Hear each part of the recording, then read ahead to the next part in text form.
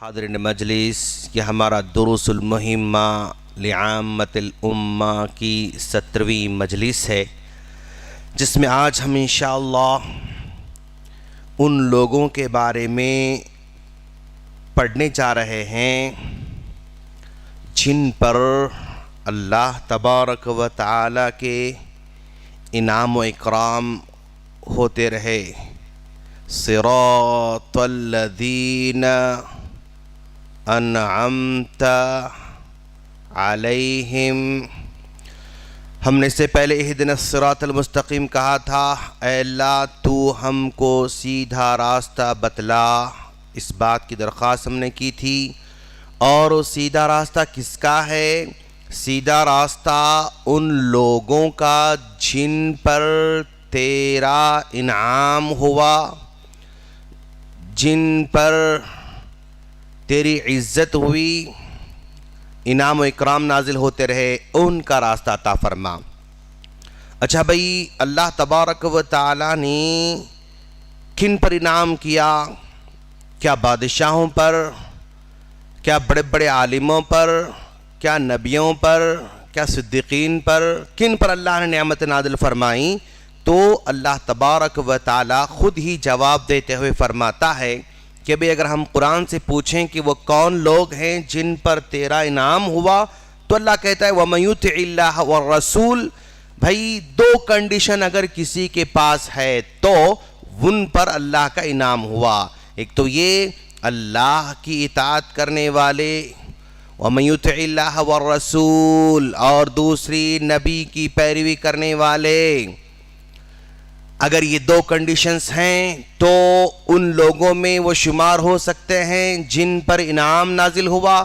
اور کن کن پر انعام نازل ہوا ان پر نام اللہ نے بتا دیا۔ مع النبیین، وہ نبیوں کے ساتھ ہوں گے، مع النبیین والصدیقین، وہ صدیقین کے ساتھ ہوں گے، والشہداء، اور وہ شہداء کے ساتھ ہوں گے، والصالحین، اور وہ صالحین کے ساتھ ہوں گے، صالحین کے ساتھ ہوں گے۔ یہ چار لوگ ہیں دنیا کے اندر جن پر اللہ تبارک و تعالیٰ کی خصوصی نعمت نازل ہوتی رہی، انعام و اکرام ان پر نازل ہوتا رہا۔ تو ان کے راستے پر ہم اللہ تبارک و تعالیٰ درخواست کر رہے ہیں کہ چلا، یعنی یہ لوگ ہم سے پہلے گزر چکے ہیں، یہ ہمارے راستے سے یہ گزر چکے ہیں، یعنی یہاں پر گزر چکے ہیں۔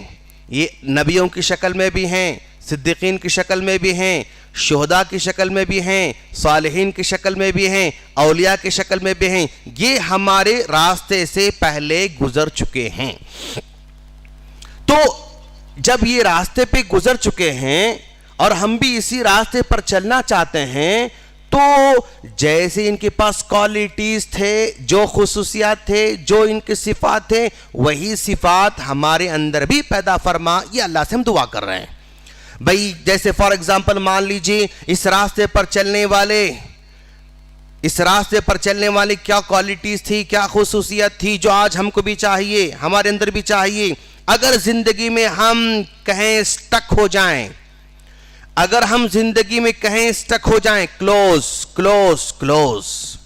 کوئی ایسا مسئلہ ہے جس میں ہم کلوز ہو چکے ہیں، سٹک ہو چکے ہیں، سمجھ میں نہیں آ رہا کیا کرنا ہے ایسے موقع پر، تو یہ گزرنے والوں نے یہاں پر جب سٹک ہو گئے تو اللہ تعالیٰ سے دعا کرتے رہے۔ غار والوں کو یاد کرنا ہے، ذرا غار والوں نے کیا کیا تھا، یعنی جب 3 لوگ غار میں پھنس گئے تھے، سٹک ہو چکے تھے، ہر طرف سے وہ لاک ہو گئے تھے، وہ جب لاک ہو گئے وہ تو کیا کرتے رہے؟ وہ اللہ سے دعا کرتے رہے۔ تو غار والے اس راستے پر گزر رہے تھے، جب سٹک ہو گئے تو دعا کیے، تو اے اللہ اگر ہم زندگی میں کہیں بھی سٹک ہو جائیں، رک جائیں، سمجھ میں نہ آئے، تو ہمیں بھی ان کی طرح دعا کرنے کی توفیق عطا فرما۔ ایک بندہ تھا اور وہ بندہ اس راستے پر چلتے چلتے کیا ہوا، ایک مچھلی کے پیٹ میں چلا گیا، جب مچھلی کے پیٹ میں چلا گیا تو وہ بھی سٹک ہو گیا، سمجھ میں نہیں آ رہا کیا کرنا ہے۔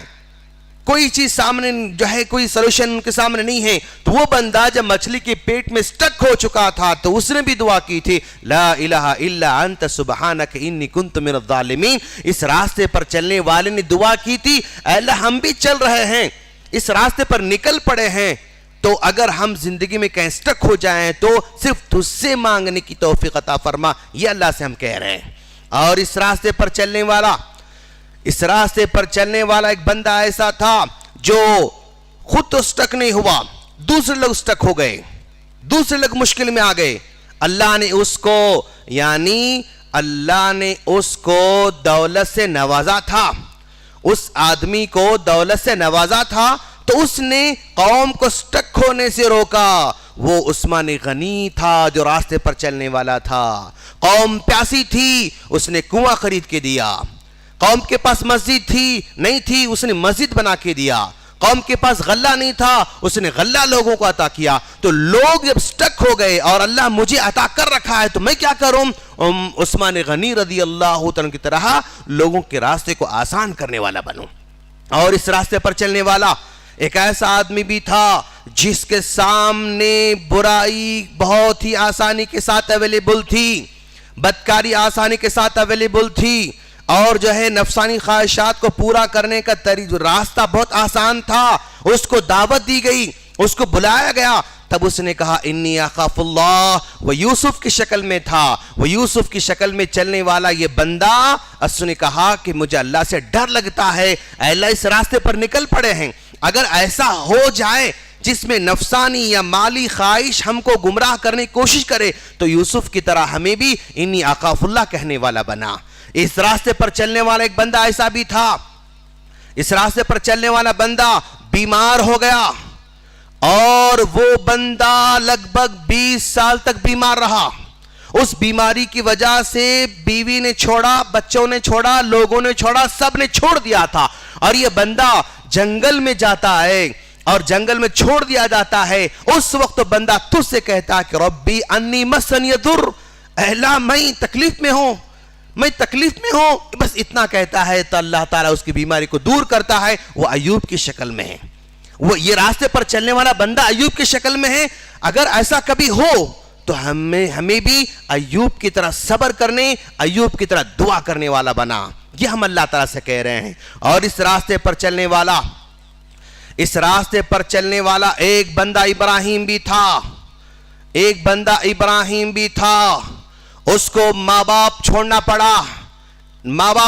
پڑا، چھوڑ دیا، قوم کو چھوڑنا پڑا، چھوڑ دیا، بیوی کو چھوڑنا پڑا، چھوڑ دیا، بچوں کو چھوڑنا پڑا، چھوڑ دیا، شہر کو چھوڑنا پڑا، چھوڑ دیا، آگ میں کودنا پڑا، کود گئے، قربان کرنا پڑا، قربان کرنے تیار ہو گئے، ہر معاملے کو یس یس یس بولتا گیا۔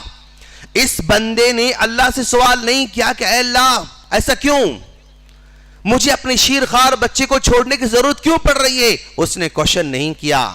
مجھے اپنی بیوی کو تنہا جو ہے صحرا میں چھوڑنے کی ضرورت کیوں پڑ رہی، کوشچن نہیں کیا۔ مجھے آگ میں ڈالا جا رہا، میرا کیا جرم ہے، اس نے سوال نہیں کیا۔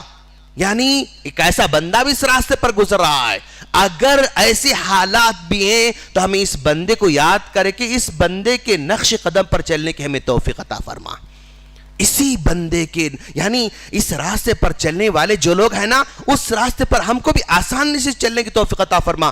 اور ذرا دیکھو آپ بندہ اس میں کیا دعا کر رہا ہے، یعنی صراط الذین انعمت علیہم، بندہ کہہ رہا ہے اے اللہ ان کے پاس کوئی بڑا مکان نہیں تھا، ایک کمرے میں جیتے تھے، اگر زندگی میں ایسا ہو، اگر مجھے بھی صرف ایک کمرے میں جینا پڑے تو میں بھی آسانی کے ساتھ جی سکوں، ایسی طاقت مجھے عطا فرما۔ ایک کمرہ ان کے پاس تھا، ان کے پاس کوئی فریج نہیں تھا، اگر زندگی میں ایسے حالات آئیں کہ میرے پاس کوئی فریج نہ ہو تو مجھے جینے کا حوصلہ عطا فرما۔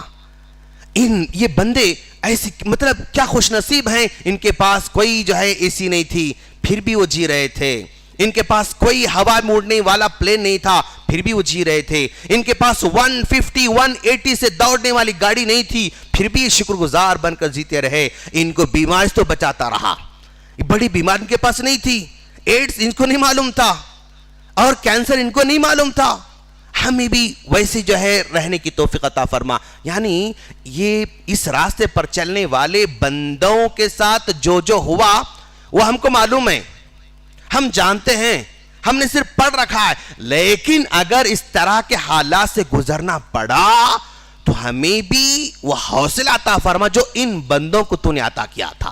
ان بندوں کو جو حوصلہ دیا ویسا دے، ان بندوں کو جو ایمان دیا ویسا دے، ان بندوں کے اندر جو قربانی کا جذبہ تھا ویسا ہم کو عطا فرما. تو اس ایک آیت میں یوں سمجھو آپ پوری تاریخ سمائی ہوئی ہے.